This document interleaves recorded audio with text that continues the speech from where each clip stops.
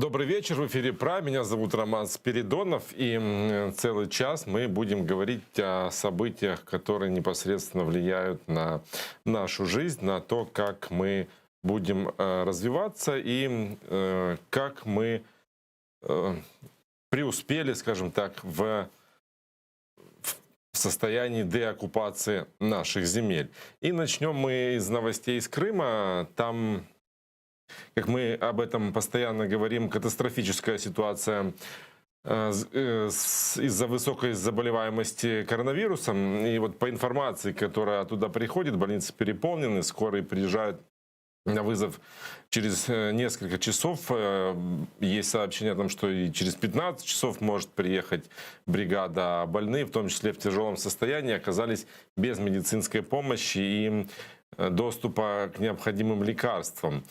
Наши правозащитники, мониторя ситуацию, утверждают, что оккупационные власти скрывают реальные цифры по заболевшим и погибшим.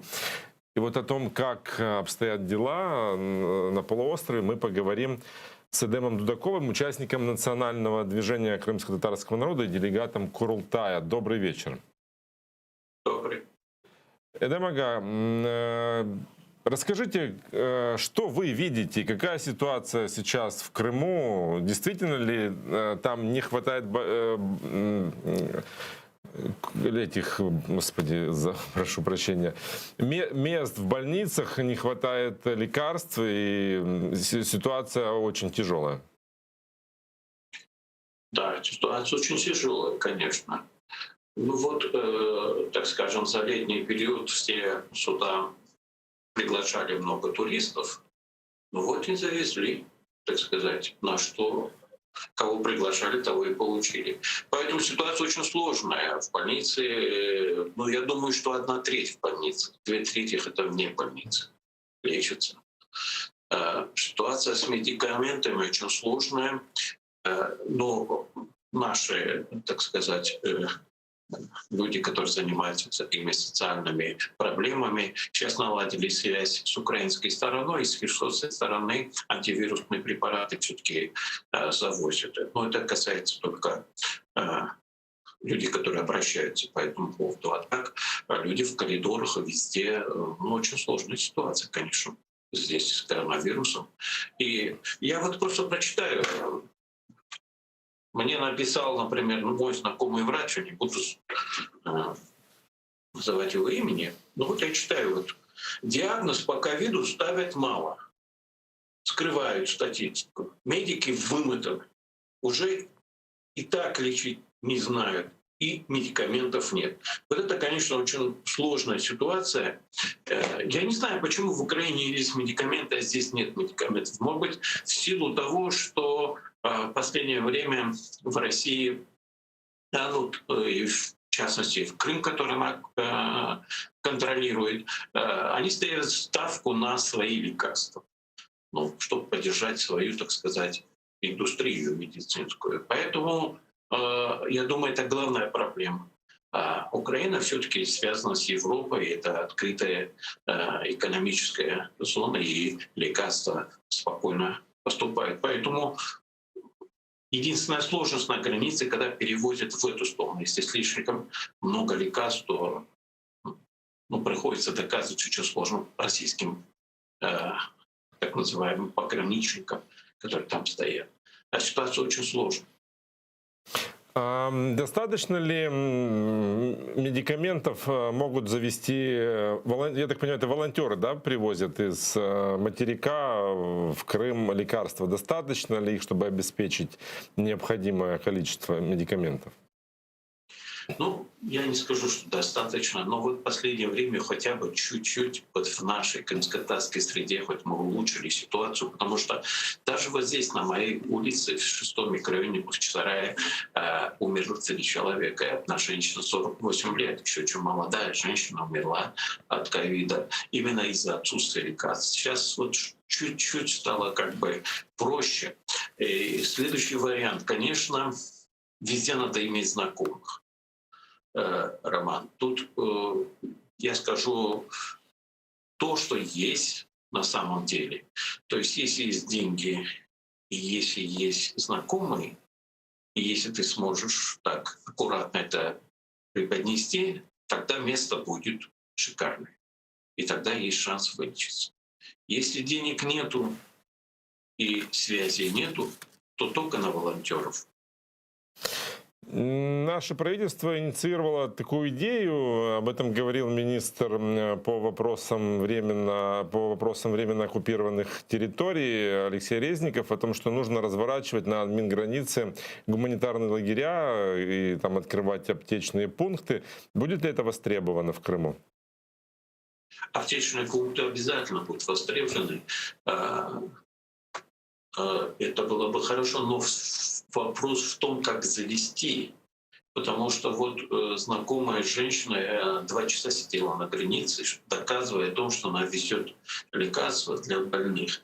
Я забыл, как называется, не медик этого лекарства, но это антивирусный препарат, который возится вот в Херсонской области, его полно, а здесь его нет. К нашему разговору еще подключается Роман Бессмертный, народный депутат 2 и 5 созывов, представитель Украины в политической подгруппе ТГК в 2015 и в 2019 году. Добрый вечер. Доброго вечера. Достаточно ли Украина делает сегодня для того, чтобы как-то минимизировать последствия этой гуманитарной катастрофы, которая разразилась в Крыму? Ну, хорошая вроде бы идея, да, открывать гуманитарные лагеря на этой границе, но насколько это будет эффективно и достаточно ли это? Я вам хочу доброго вечора всім. Хочу нагадати один приклад, який дуже багатозначущий. Ви пам'ятаєте, в якому стані знаходилися радянські військовополонені під час Другої світової війни? І нам усім відомо, що на момент, коли Міжнародний Червоний Хрест звернувся до Кремля з проханням допомогти, він назбирав на той момент $1,5 мільярди.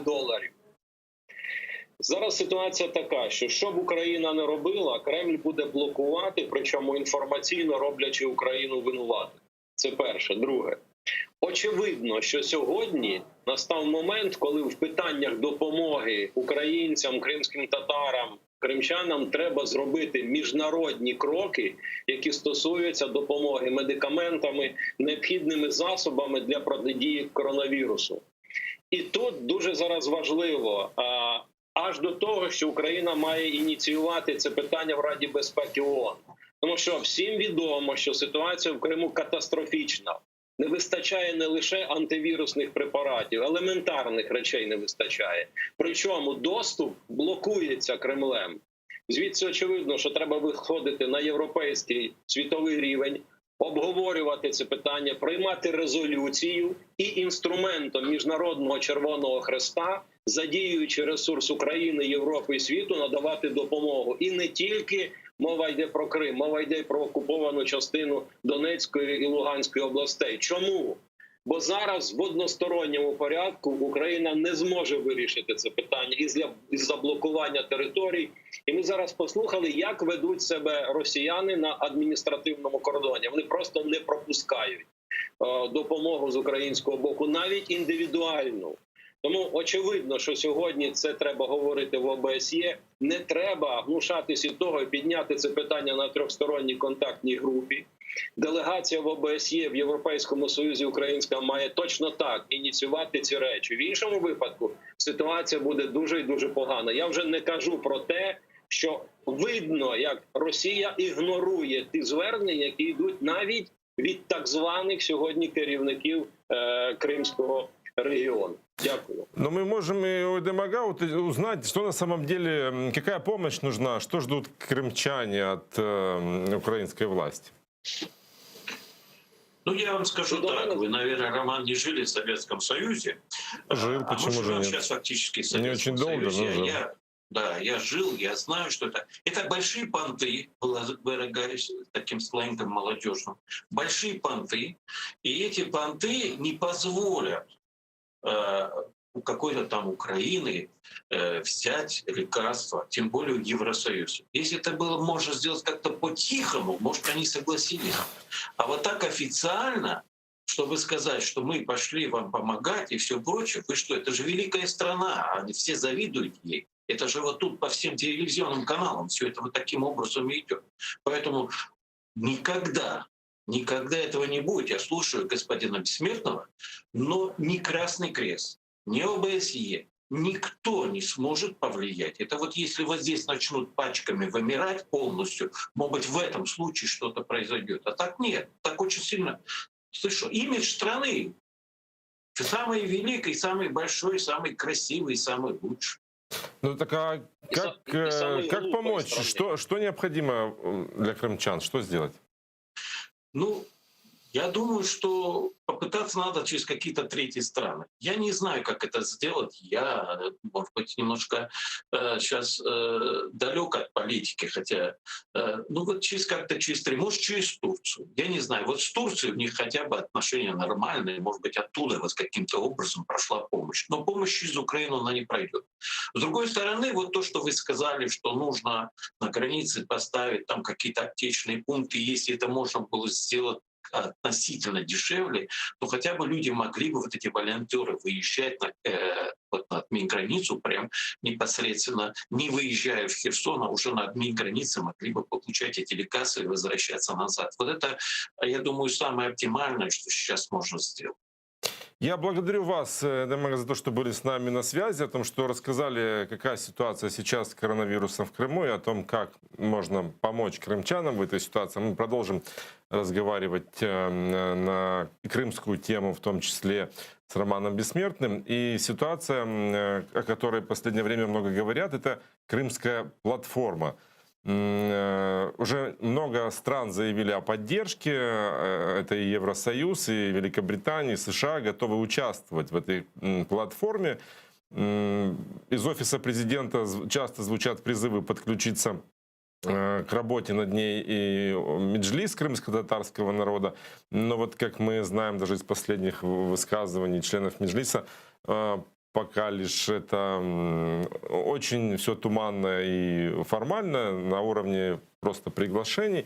Есть ли перспектива у крымской платформы, и можно ли действительно начать переговорный процесс по Криму, по деокупації Крима? Перше, на що я весь час звертав увагу, це на серпневі події минулого року, коли із загального переліку військовополонених були виключені кримські татари.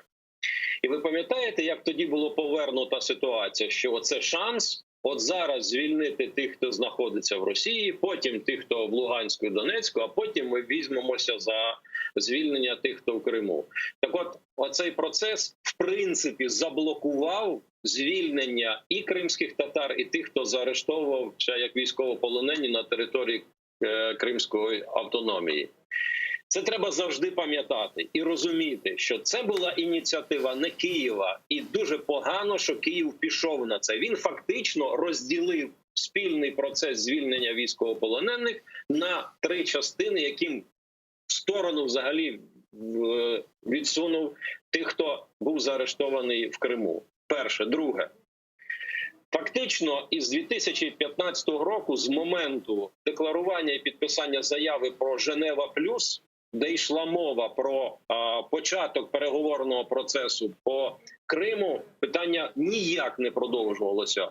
Декларацію підписали і на цьому залишили. Нічого в цьому відношенні не робилося. А це означає, що власне це місце, яке зазначалося як майданчик для ведення переговорів з участю і учасників нормандського формату, і ОБСЄ, і європейської спільноти, треба було атакувати, і треба було продовжувати цю роботу.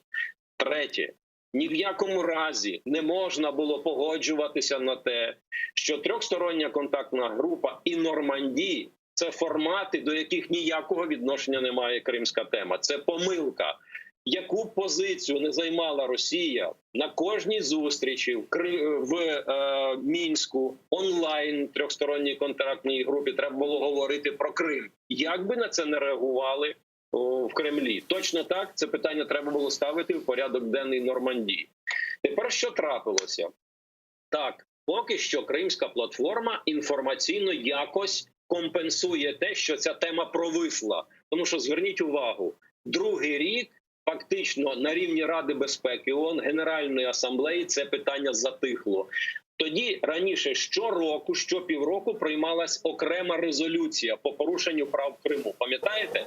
Що давало можливість акцентувати на цій проблематиці увагу всього світу. Тепер це провисло. Зараз якось ця Кримська платформа компенсувала. Але, даруйте, мені абсолютно все рівно, як до ініціатив України відносяться в Кремлі. Головне, щоб вони чули цю позицію, щоб цю позицію чула платформа ОБСЄ, щоб це чули в Європейському Союзі, в Раді безпеки ООН. Вийшло як зараз? Створено клуб друзів України, клуб кримських татар, які будуть між собою працювати, але вони тепер уже не мають вихід на безпосередньо донесення інформації до Кремля. Тому, якщо вдасться, перше, втягнути у цей переговорний процес Кримської платформи Росію, перше, і друге, включити туди країн Чорноморського басейну, тоді можна говорити про те, що якісь перспективи це має. Зверніть увагу з попереднього питання, як абсолютно правильно було підкреслено необхідність участі Туреччини в процесі навіть гуманітарної допомоги людям в Криму. Бо питання і уроки Азербайджану про що говорять?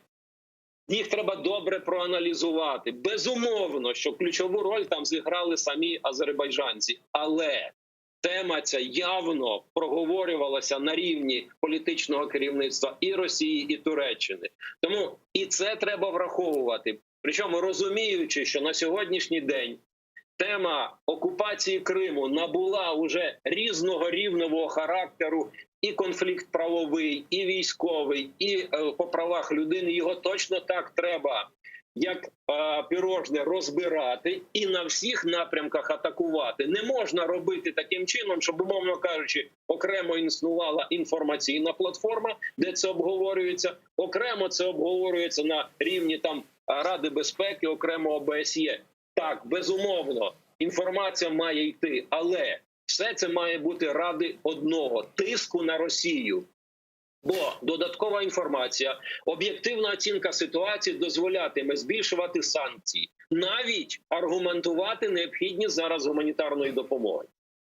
Ну вот людям, далеким от дипломатии, когда вы говорите, что нужно подключать Турцию, что вы имеете в виду? Пока мы знаем, ну, кроме политической поддержки целостности Украины и содействия в освобождении политических узников, на что мы еще можем рассчитывать? На какую поддержку Турции?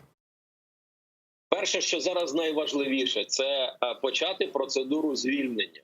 Тих, хто затриманий, заарештований, в якому вони статусі не були, всі вони військовополонені з точки зору міжнародних на сьогоднішній день правових актів. От зверніть увагу, навіть в розмові ми використовуємо суджені, там політичні в'язні. Все це військовополонені. І про це має в тому числі говорити і президент Туреччини. Якщо ми почнемо всі чітко говорити, бо, наприклад, коли цих людей визнають засудженими, тим самим говорять правомочність дій юридичної сили актів і органів, які діють російської сторони на території Автономної Республіки Крим. Тому вони мають отримати в розмові, в інформації в усіх сторін статус військовополонених, і до них має застосовуватися міжнародне право як до військовополонених. Наступне, як тільки це почне звучати, це спонукатиме до сформування тиску, причому не тільки через правові інстанції міжнародні, а в тому числі через військово-політичні, в тому числі санкційні. Зверніть увагу, багато хто говорить, що санкційна політика базується лише на реакції світу на анексію Росією Криму. Якщо Росія не виконує резолюції Ради безпеки ООН, рішення ОБСЄ, рекомендації різних міжнародних інстанцій, чому не збільшувати санкції? Це перше. І друге, чому не збільшувати гуманітарну допомогу людям? Тому що ми на сьогоднішній день висимо. От зрозумійте, ми вже почали говорити про те, що хтось там починає роботу про зменшення санкцій. Та навпаки, коли нинішня ситуація показує про те, що Росія і Кремль ігнорують навіть звернення людей, які кажуть, що нам треба допомога. Ви ж кажете, що це ваші громадяни. Чому ви їм не надаєте допомогу? Звідси я наполягаю на тому, що тиск на російську сторону Треба не вести по всіх абсолютно напрямках, на всіх майданчиках міжнародних, які дозволяють це робити. І в цьому відношенні Кримська платформа може виконати свою функцію, але вона необхідна, але недостатня для того, щоб атакувати Кремль. Еще одна ситуация на Донбассе. Политическая подгруппа трехсторонней контактной группы на заседании 10 ноября, которая проходила в режиме видеоконференции, начала обсуждение, предложенное главой делегации Украины Леонидом Кравчуком, плана совместных шагов. Это предложение о полном прекращении конфликта, демилитаризации территории и создать условия для проведения там местных выборов 31 марта 2021 года. Давайте послушаем, какие основные пункты у этого соглашения. Виведення іноземних військ, незаконних збройних формувань та найманців з території України на початку 2021 року. Скасування владою Російської Федерації низки рішень і документів, які є прямим втручанням в життя ОРДЛО, наприклад, про спрощений порядок надання жителям цих територій російського громадянства. Відновлення контролю над відповідною ділянкою російсько-українського кордону за допомогою спеціальної моніторингової місії ОБСЄ. Збільшення чисельності місії СММ ОБСЄ у 4 рази. Лише за виконання перших 4 умов – підготовка та проведення на території ОРДЛО виборів. Насколько реален этот план?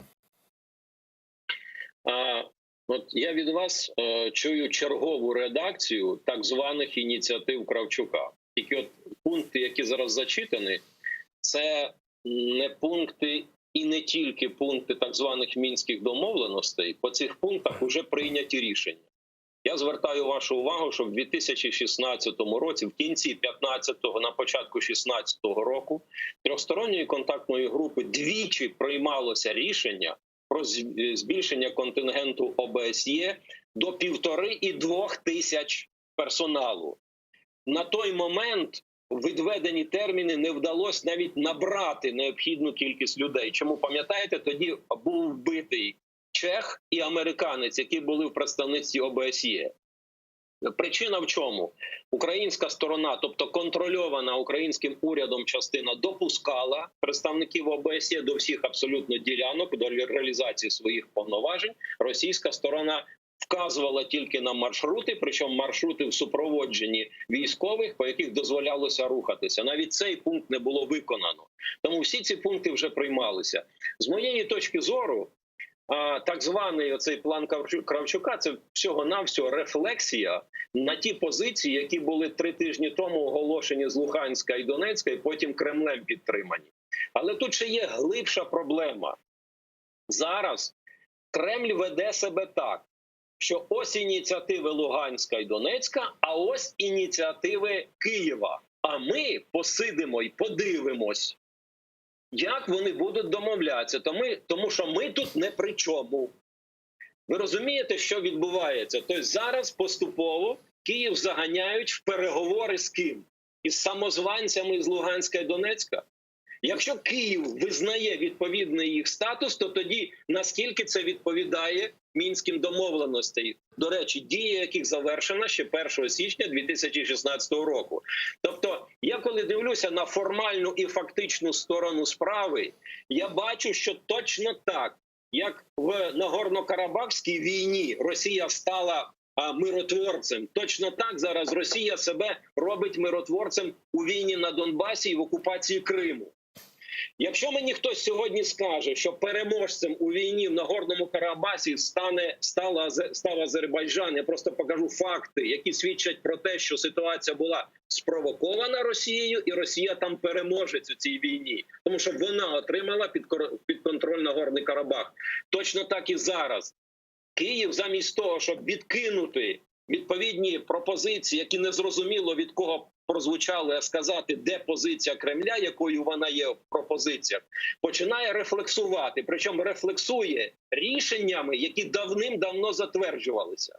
З моєї точки зору, останні заяви, які звучали від президента Зеленського, від керівника Офісу, від Леоніда Макаровича Кравчука, свідчать лише про те, що насправді ніякого прописаного плану не існує, Що дійсно якась рефлексія відбулася, але яка не носить змістовного характеру. Третє, до якої абсолютно ніякого відношення немає. І ця позиція не обрахована ні Кабінетом міністрів, ні тим більше Верховною Радою. Тому що під ці пункти, про які ви щойно оголосили, треба не тільки ресурс, треба прийняття цілого ряду закону.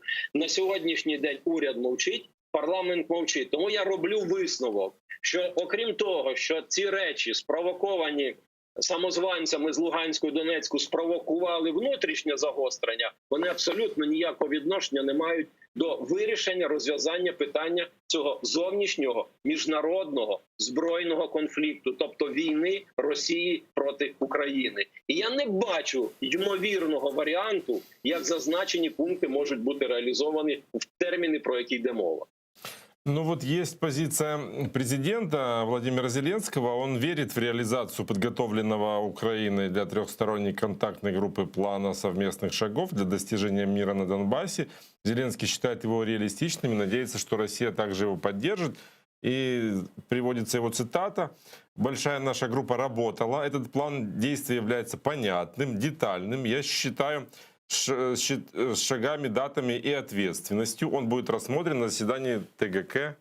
Ну, то есть он уже рассматривается, судя по заявлению представителей Я трехсторонних контактных парирую. групп. Скажіть мені, будь ласка, тоді як реагувати на слова керівника Офісу про те, що це план має бути, який запропоновано ОБСЄ, а Україна свої думки з приводу цього плану вже висловила? Добре, хай будуть це думки. Це по-перше. По-друге, я хочу нагадати всім, рішенням нормандського формату мова велася про дорожню карту. У відповідь ми чуємо про якийсь план. Наголошую, ідеологія і зміст дорожньої карти – це логічно пов'язані послідовні пункти. План – це перелік пунктів, які не мають ні логічного зв'язку, ні послідовності. Як тільки я чую, що ми реалізуємо не підготовку дорожньої карти, а плану, я чітко розумію, що вже в межах ТКГ збита позиція Нормандії і нав'язана позиція Кремля. Чому? Бо в плані можна виконати 29-й пункт і не виконати 28. Про що уже 100 раз велося? Скажіть, будь ласка, як можна вивести техніку, як можна забезпечити демілітаризацію, коли з 2015 року юридично сильні угоди по важких озброєннях, по середніх озброєннях, по мінометах і танках до цього часу не виконані? Більше того, не верифіковані ОБСЄ. Більше того, ОБСЄ не допущено до пунктів знаходження танків, мінометів, важкої артилерії. А ще гірше те, що подивіться, будь ласка, що відбувається. В зоні новоутворених КПВВ, в зоні відведення і розведення військ. Противна сторона, російська сторона збільшує кількість присутності озброєнь, військ, боєприпасів і так далі. Я вже не кажу про те, що періоди розмінування, які співпали з періодами пожеж, я розцінюю як створення певних коридорів, розмінованих коридорів в полосі лінії фронту. Тому вірити в те, що в очах Путіна можна побачити мир, і те, що він, не виконуючи ці 6 років пункти і рішення, які приймалися навіть юридично сильний, піде на те, щоб виконати навіть позиції, які були щойно вами проголошені, це дурити себе. Очевидно, що мова йде про черговий певний нав'язану логіку дій Києву для того, щоб Київ змусити сісти за переговори з самозванцями з Луганська і Донецька. Тогда оцените, пожалуйста, еще одну инициативу Алексея Резникова, вице-премьер-министра, министра по вопросам реинтеграции временно оккупированных территорий. Он в интервью заявил, что в трехсторонней контактной группе для урегулирования на оккупированных частях украинского Донбасса необходимо создать 5-ю рабочую подгруппу по подготовке возвращения контроля над границей с Россией в тех местах, в которых сейчас такого контроля нет. Ця пропозиція прозвучала ще у 2015 році, коли підписувалося, коли йшло обговорення так званого комплексу заходів. Одразу ж після того, коли домовленості були досягнуті, на першому засіданні ТКГ 2015 року українська сторона внесла цю пропозицію. Тому пропозиція ця не нова, вона існує з того часу. Українська її сторона підтримувала її тоді і підтримує і зараз, в тому числі за весь період. Чому? Тому що всі прекрасно розуміють, і по національному законодавству, і по міжнародному праву не можна провести вибори на території, яка не контролюється національним урядом. Тому очевидно, що оцей пункт, який говорить про те, що кордон можна отримати під контроль після виборів, виглядає абсурдно. Більше того, можу сказати, що конфлікти, до яких мала відношення Росія, завжди несли в собі цей пункт. Точно так в Придністров'ї, точно так в Нагорному Карабасі. І ніколи це не завершувалося передачею кордону під контроль національного уряду. Точно так було в Грузії. І не випадково, що і там ми бачимо присутність так званої формули Штайнмаєра, і тут є формула Штайнмаєра, в якій є облудна форма, що нібито після того, коли вибори відбудуться, вони будуть верифіковані, кордон буде передано під контроль національного уряду. Це все брехня. І до цього треба відноситися тільки так, і не іначе, з російського боку. Формула Штайнмаєра как-то за последнее время канула в лету, ее мало кто уже вспоминает. Но я розумію, що для урядовців її там озвучувати в черговий раз небезпечно, бо їй вже всі українські політики дали оцінку. Але те, про що ви зараз говорите, це по суті повернення до цієї ж розмови. Однак, ще раз наполягаю на тому, що утворення такої групи – це не сьогоднішня пропозиція. Росія її відкидає. Чому? Тому що на цій підгрупі стане чітко зрозуміло і очевидно для всіх. Провести вибори без отримання кордону під контроль національного уряду неможливо. І насправді дискусію в політичній підгрупі і треба починати з цього. І українська делегація і 15, і 16, і 17 років вона завжди наполягала на тому, що спочатку кордон під контроль, а потім вибори. З моєї точки зору, і сьогоднішній уряд займає точно таку позицію. если Россия нам навязывает свои нарративы, мы рефлексируем, наши предложения не принимаются, но ведь это же тупиковая ситуация. Тут какой выход? А давайте подивимося на трьохсторонню контактну групу, на все, що відбувається в Мінську, як на те, що є свого роду тактичним інструментом тримання паузи. Знаєте, як от відоме прислів'я: взяв паузу, тримай, а при цьому вирішуй свої питання. Яке питання номер один в будь-якій війні? Це питання армії. І уроки війни в Нагорному Карабасі це доказують. Знаєте, пройшло 6 років. Це занадто багато, щоб за ці роки не створити боєздатну армію, яка готова давати не тільки відсіч, а й вирішувати необхідні питання. Якщо для цього треба ще певні... Я не випадково кажу, уроки Нагорного Карабаху не вивчені. Я ж так починаю фразу.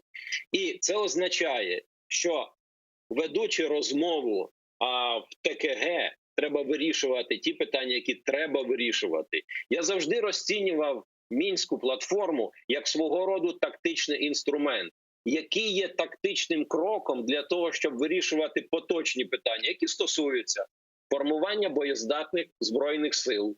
Наступне – вирішення питань, пов'язаних з епідемією коронавірусу. Вирішення питань, пов'язаних з економічною кризою і так далі, розвитку оборонно-промислового комплексу і таке інше, створення тилової інфраструктури і таке інше, навіть створення необхідних гуманітарних проєктів, які б допомогли зміцнити всю цю платформу. І це стосується не тільки Донбасу, це стосується і Криму. Тоді зрозуміло, яку функцію виконують переговорники, що вони мають домагатися в цьому процесі, як вони мають себе вести. Тоді зрозуміло, чим треба займатися дипломатичному корпусу на всіх майданчиках. Насправді, по великому рахунку, ситуація невизначеності з відповіді на питання, чого хоче нинішнє політичне керівництво України, вона і породжує цей хаос, про який ми говоримо. Якісь проекти, які скоріш нагадують прожекти, а не проекти. Незрозуміла позиція під час переговорного процесу. Бо насправді на сьогоднішній день треба в Мінському процесі і в ТКГ не лаштувати собі капкан, а категорично зайняти позицію, яка стосується національних інтересів. І ще одне.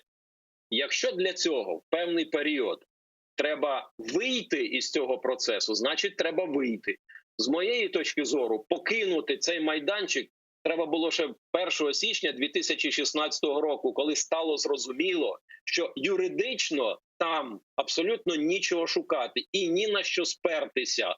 Тим більше, що з точки зору Конституції і законів України і так звані домовленості, і сама процедура є неконституційною, тому що все це не ратифіковувалося парламентом. Але я ще раз кажу, тут уже залежить від того, яку політичну мету ставить перед собою керівництво держави. Бо воно обрано, воно отримало легітимність у цьому процесі. Но есть ли политическая воля сегодня у руководства страны пойти на эти шаги? Давайте так, я вам скажу, що з нинішньої ситуації було найбільш правильним, бо я не можу розгадати зараз за цією тактикою і президента Зеленського, і уряду, що вони хочуть, і як вони можуть відповідально діяти. З моєї точки зору, зараз треба абсолютно чітко сказати, що повернення цих територій можливо тільки на умовах Києва, визначених Конституцією, законом України. На сьогоднішній день Україна не може забезпечити повернення цих територій, але Україна не може покинути людей, які знаходяться на окупованому Донбасі і в Криму без допомоги. Тому необхідна національна міжнародна програма відселення і забезпечення тих людей і умовами проживання, і праці на контрольованій урядом території. Далі, після цього, коли буде реалізована і буде реалізовуватися ця програма, треба перестати годувати ворога. Тому що те, що зараз відбувається під гаслами піклування про український народ, про українських патріотів, є не чим іншим, як годуванням ворога. Тому я ще раз кажу, гуманітарним проектом має бути порятунок людей, які залишилися лояльними до української держави і українського уряду, віддані українській Конституції. І їм треба максимально допомогти і національним ресурсом, і міжнародним ресурсом. Після цього нічого українській державі робити там. І тому такі речі, як питання енергозабезпечення, водозабезпечення і так далі, вони мають бути вирішені в простий спосіб. Нічого годувати ворога. Тому що тим самим ми лише продовжуємо проблему. Ми її тиражуємо на роки. Спасибо вам большое за ваше мнение, за то, что вы подключились к нашему эфиру. Роман Бессмертный, народный депутат 2 и 5 созыва, представитель Украины в политической подгруппе ТГК в 2015 и 2019 году. Наш эфир продолжается. Вы можете звонить, задавать свои вопросы к нашему следующему гостю, с которой мы сейчас пытаемся наладить видеосвязь. Мы будем сейчас общаться с историком Гульнарой Бекировой. Она получила премию Чешского института исследования тоталитарных режимов за достижения по защите принципов демократии, свободы и прав человека. И она была единственным представителем от Украины на этой премии. И вот церемония награждения должна была состояться в Сенате Чехии, но в связи с пандемией ее перенесли на следующий год. Вот как отреагировала Гульнара Бекирова на эту награду? Считает ли она ее только своей? Мы будем с ней об этом говорить. И если вам интересно пообщаться с ней, задать вопросы нашей гости, вы тоже можете это сделать. А я напомню, что мы сегодня говорили о ситуации с коронавирусом в Крыму, о сложной ситуации с нехваткой мест в больницах, нехваткой лекарств, о том, как можно было помочь жителям оккупированного Крыма получить доступ к медикаментам. Наши гости предположили, что одной инициативы создания гуманитарных лагерей на границе будет недостаточно, что здесь нужно подключать Турцию как посредника, которая могла бы обеспечить поставки украинских или там мировых лекарств, которые бы шли из материка через Турцию в Крым. И, как мне подсказывают режиссеры, Гульнара Бекирова уже с нами на связи. Добрый вечер, Гульнара Ханум. Добрый вечер. Видно меня, слышно? И видно, и слышно. Я поздравляю вас с наградой, но вы сказали, что она не только ваша, не только ваша заслуга в ней. Кого вы еще имели в виду? Во-первых, я, конечно, имела в виду телеканал, на котором я 12 лет имею счастье трудиться. Но я действительно написала о том, что это, конечно, и не только моя награда, это, конечно, награда крымско-татарского народа. Это никакое не преувеличение, поскольку это премия, которая отмечает заслуги человека, в данном случае вот меня как историка, а я, в общем, большую часть своей жизни занимаюсь историей крымско-татарского народа, а поскольку это институт изучения тоталитарных режимов, то понятно, что крымские татары, как никакой другой народ, не, в общем, в полной мере, даже более чем достаточно, более чем много, узнал, что такое тоталитарный режим во всей его, такой жути и кошмаре. Да? И, к сожалению, сейчас узнает это то же самое. И поскольку я и писала об этом, и делаю передачи на телеканале АТР, и с самых, так сказать, первых дней большевизма в Крыму до буквально нынешних событий, когда, к сожалению, у крымских татар вновь, как и в советское время, есть политзаключенные, есть жертвы этих самых тоталитарных режимов, каковым относятся, к сожалению, я об этом говорю, но, может быть, многие со мной политологи не согласятся, но по сути современная Россия — это, конечно, тоже государство такое жестко авторитарное, но по сути и тоталитарное, да, мы это понимаем. И поэтому я думаю, что как бы я отмечена, но для меня, конечно, это дань уважения к крымско-татарскому народу, который прошел через все эти испытания. А мы, вы журналисты, я историк, то есть мы лишь знакомим мир с этой проблемой, с этой бедой, с Крымом, с тем, что происходит сегодня, что происходило в Крыму и с крымско-татарским народом в исторической ретроспективе, и в сегодняшних реалиях. Это награда за какую-то конкретную работу или за ваш труд на исторической ниве? Я полагаю, что, судя по тому, что сказано в такой аннотации, да, к премии, это все-таки по совокупности, заслуг, по совокупности преступлений, если по версии некоторых. То есть это, насколько я могу судить, это за книги, за статьи, за телепередачи, поскольку я тоже была удивлена, я не сотрудничала никогда с этим институтом, хотя неоднократно была в Праге на каких-то мероприятиях, но я не знаю, собственно говоря, откуда это поступила рекомендация, но поскольку мы живем в таком мире связанном, да, я нахожусь в одном месте, вы в другом, она смотрит сейчас Крым, может быть, и весь мир. Поэтому я, в общем-то, не очень удивилась, потому что мир, благодаря современным коммуникациям, интернету, очень связан. Но конкретно я не знаю, за что.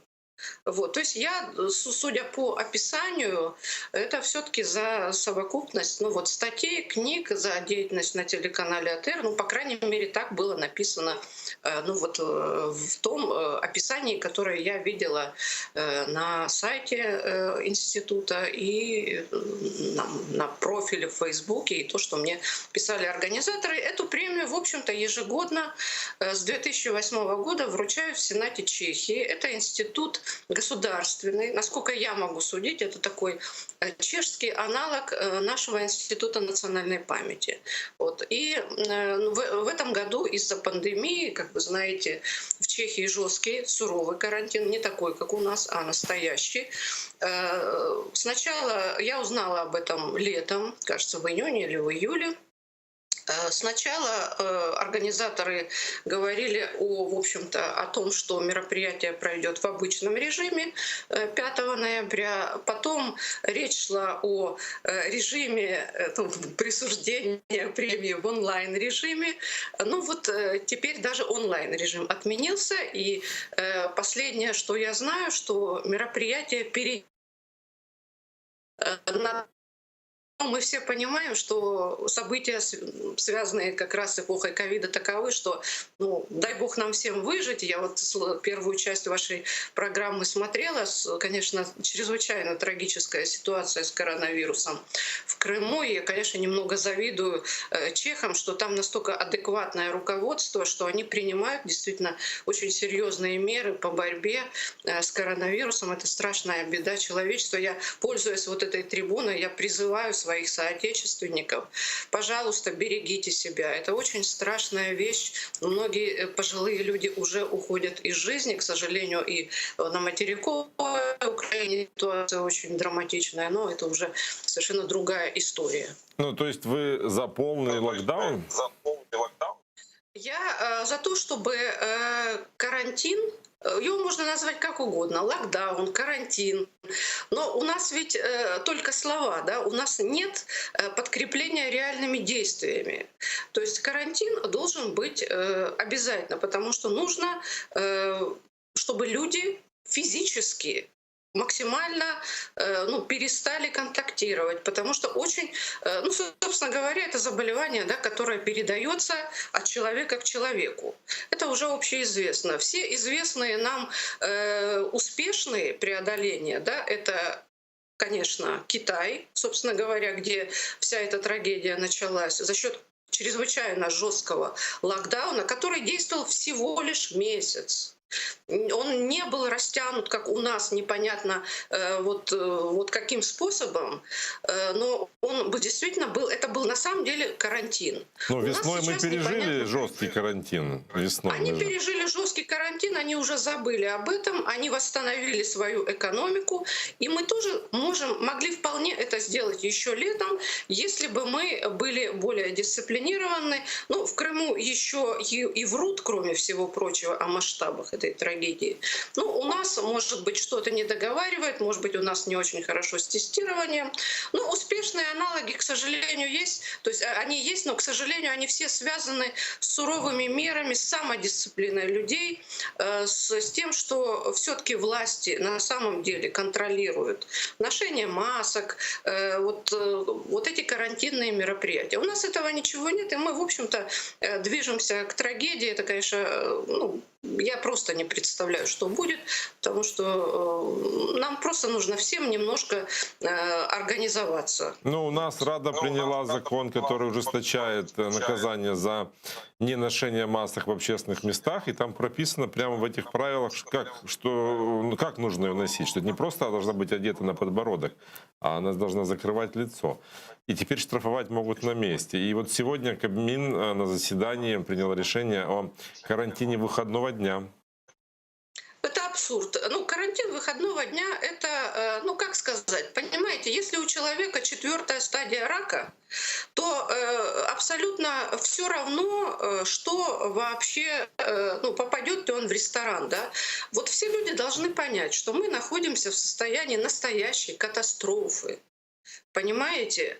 И когда, мне очень жалко, я писала об этом, рестораторов, мне очень жалко мелкий бизнес. Но мы давно бы уже, если бы месяц просто все договорились, вот такой был социальный договор, что мы все договорились о том, что мы находимся в состоянии карантина, чтобы мы потерпели. И потом мы носили маски, я, честно говоря, я ношу и рукавички, я очень человек в этом смысле организованный, но меня это тоже не спасет при таком масштабе заболеваемости, да, меня это тоже не, я отчетливо отдаю себе в этом, так сказать, отчет, и поэтому все наши меры, которые сегодня принимаются, карантин должен быть не выходного дня, он должен быть каждодневный. Нужно разгрузить метро, потому что когда у нас, просто, понимаете, такие толпы в метро, люди, половина в масках, половина не в масках. Ну, понятно, что о чем можно говорить. Хотя бы нужно соблюдать то, что прописано вот в этих самых мерах. Я благодарю По-моему, вас за позицию и по коронавирусу. Еще раз поздравляю вас с заслуженной наградой. Чё, к Саунусу? Спасибо вам. Гульнара Бекирова была, Я очень рада, да, историк, что была с вами. гостем нашего эфира. А наше время подошло к концу. Вы смотрели Прайм, а сейчас будут новости с Шевкетом Наматулаевым. Не переключайте.